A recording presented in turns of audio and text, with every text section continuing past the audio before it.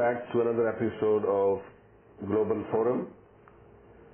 One of our reflections is about societies and scholars. What happens in social settings, how scholars study them, and what do they find and how do they find them, and how other people can benefit from their findings. These are some of the issues we'll be discussing with our colleagues here today, American Muslims in the American mainstream. From a scholarly perspective, we have invited two distinguished individuals. First, we have here Professor Peter Skerry. He is a professor of political science at Boston College. He is also an author of a forthcoming book on Muslims in America. Next, we have Professor Suleyman Nyang, who is a professor of political science and African studies at Harvard University, author of numerous articles and books. Welcome to both of you. Welcome. Thank you. Thank you.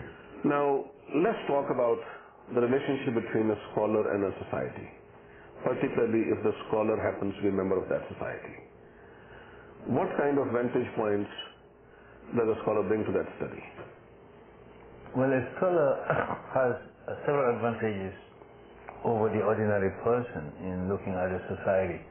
First of all, by being a member of a society, at age 3 and beyond, you master the language of that culture. So naturally, you gain access and privileges to some of the secrets of the society by virtue of language competence. Secondly, a scholar is someone who has spent a great deal of time trying to master the standard knowledge of that culture in the form of books, articles, etc. So that gives him advantage in terms of a more sophisticated understanding of the culture. Then thirdly, the scholar also develops command of language to the point that he can edit himself when he makes grammatical errors, which the ordinary person may not be able to do. And then secondly, the scholar in the realm of language is also given the capacity to imagine and to come up with new concepts and new ideas. So when a scholar therefore looks at a society, he can bring to the society a bad eye view. He can look from above in the way most people will operate like lizards on the ground. And some of them may be able to gain height to see beyond the ground, but they may not be able to understand. Now there are limitations, of course, of the scholar. The scholar is also wedded to his society or her society. So the prejudices and the emotions of the society cannot be completely taken off the scholar. So that's the difference. That's why a local scholar as opposed to an outside scholar, the outside scholar is marginal to the society, and he can see things which the local scholar could see but may avoid to talk about because of emotionalism. So I think so scary. Capacity to imagination, capacity to imagine, and what else? Well, I agree with everything that Professor Nyang just said, but I'm struck that when I'm trying to do research, whether it's about Muslims in America or other groups, that bird's eye view can also be a limitation, and that I find myself trying to understand, to use a phrase I used a few minutes ago, from the ground up, and that trying to avoid simply maintaining that bird's eye view. In my experience today, at least in the American Academy, that bird's eye view can be very limiting.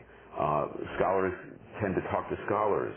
They tend to be very isolated, very specialized, and some of that can be an advantage, but it can also be a limitation. So I find myself trying to overcome much of what you were just saying can be helpful. It can be up to a point, but it also has to be counterbalanced, I think, by an effort to try to understand the world or the context in which Muslims find themselves in America. Try to understand it from their perspective. Now, obviously, as an outsider, there's limitations on how I can do that, but I think up to a point, that's what I must try to do also. Yeah, I think it's very interesting that you raised the point in terms of that contrast between the bird's eye view, which tends to be the preoccupation of the academic, because we have in America, we have all kinds of negative terms for the intellectuals and the people who use their head, the egghead, or people in the ivory tower. Right.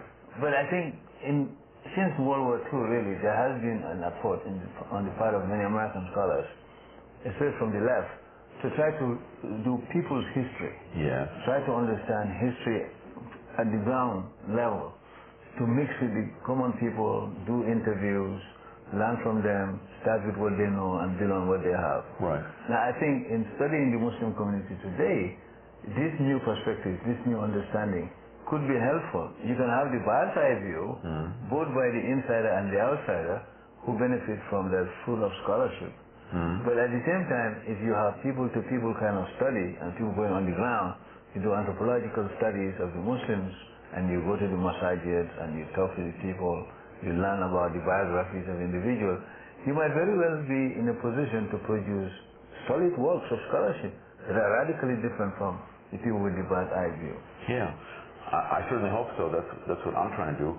Although I don't do it out of a political commitment from the left or the right, and no one's accused me of being a person of the left lately.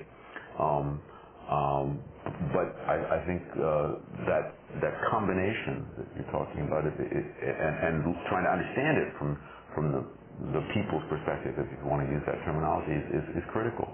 Professor Skerry, it seems to me in answering any question, one not always but often ends up answering some larger questions also. And this methodology that you have very briefly outlined, understanding things bottom up or ground up,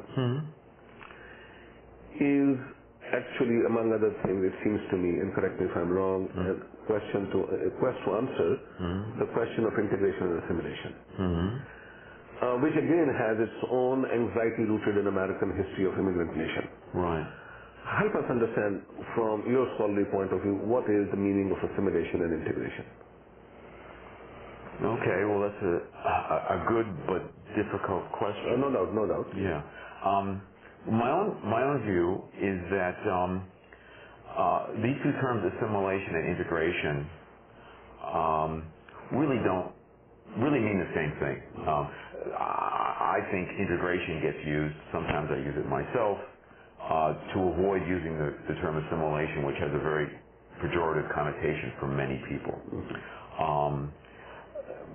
My perspective is that immigrants in American history and today have and do assimilate into American society.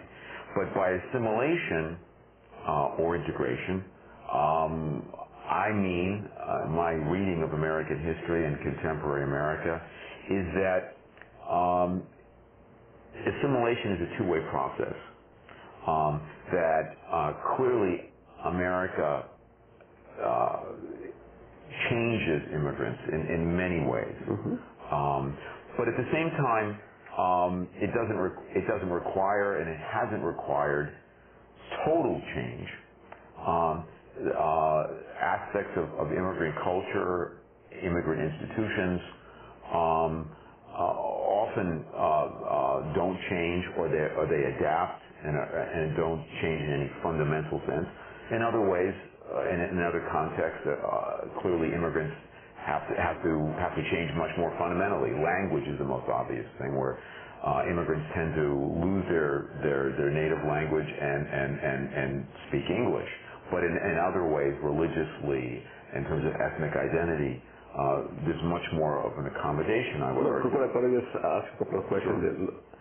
There was a letter written to an editor in California in which an individual said, "You're asking me to assimilate." Right. What he didn't say, and I would like to say it just to clarify his comment, assimilation comes from assimilare, Latin term, which means to make similar. Make similar to whom? Yes. And he said, I'm a brown man, I cannot become white. So there's a physical limitation to assimilation. I'm a Muslim, I'm not going to become something else. Right. So what is the meaning of assimilation there? Then let's look at the question of language.